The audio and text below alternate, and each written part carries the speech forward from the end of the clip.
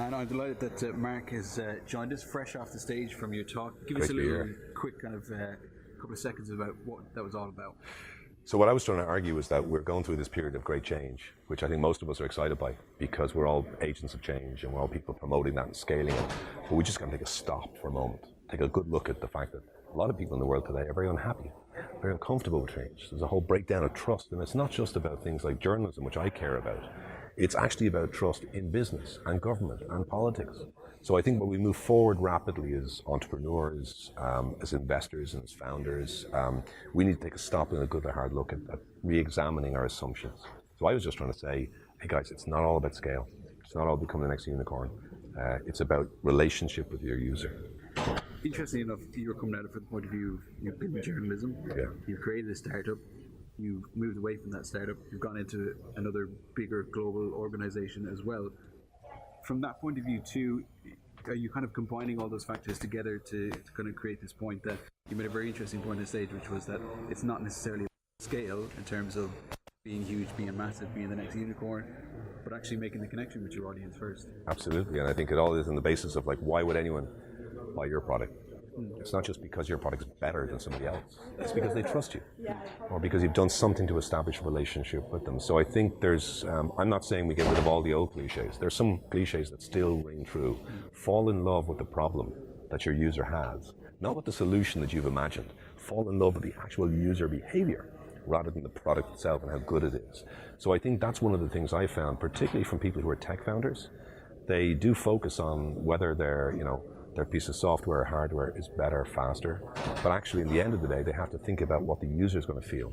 What's the behavior that will happen around that product? And that really was my core message, is to re-examine our assumptions about that, because the great unicorns of the world didn't happen because they were preordained or great ideas. They happened because of luck, execution, and teams, and great teams that were built around this concept of user obsession. And an interesting point as well in terms of somebody like Uber, who's run into a lot of problems because of those kind of concepts too.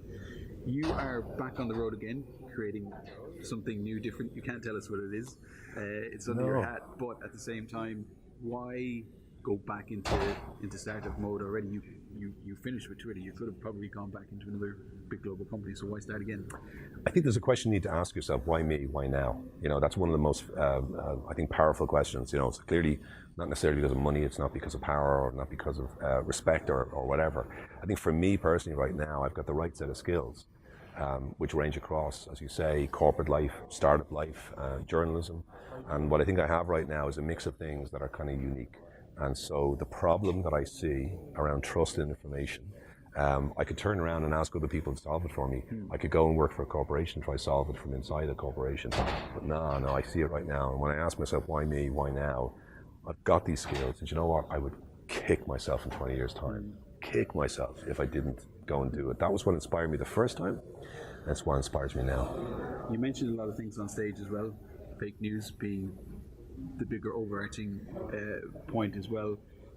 How exactly do we combat that? Because it's not like something you can create an algorithm for to stamp it out. It's very much a human interaction problem. So how do we even begin to try and tackle something like that? I think we separated first of all into two different problems. There's the problem of truth and there's the problem of trust. So truth is actually kind of easy, right? Because we have to have commonly accepted facts. And we can actually use algorithms. We can use algorithms to detect fake news because they have certain properties in the social web. We can choke off the advertising money that goes as an incentive.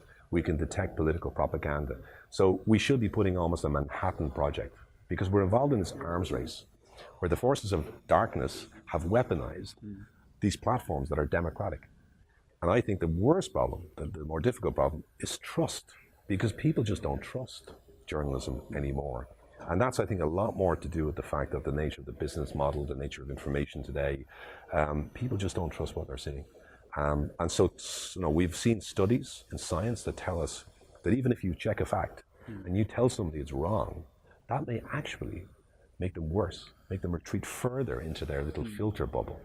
So beating people over the head with facts is not enough. We've got to rebuild the concept of trust, and that can only happen if people feel like you're giving them something that's going to their interests as opposed to their sort of like wants. Last question. I know you're busy, you've got things to do as well, but You mentioned something very interesting on stage as well, which is about failure and things that when things don't work out. Do you think perhaps in the startup world we talk a lot about, persevering, keep going, don't give up, but at some point, if it's not working out, you have to step back from your business and go, it's not working. Yep. Do you think that there's not enough of that happening, since there's a huge failure rate in startups anyway? Yeah, I mean, we talk, what is it about? I think an average 25% of startups will never get to their sort of, Series 3 or whatever. Sorry, even before then. I think one of the things I realize about this is that we don't teach people to say, are you right? Again, back to that question. Why you? Why now? You might be the right person, might be the wrong time. You may not have the resilience. You may not have the backing of your family. You may not have the ability to stay the course. Your personality, your character may not be the right things. So people think just because you've got the right business model and an investor is giving you money does not mean you should be an entrepreneur. And I don't think there's enough attention paid to the mental game. Being an entrepreneur is inside your head. It's a mental game.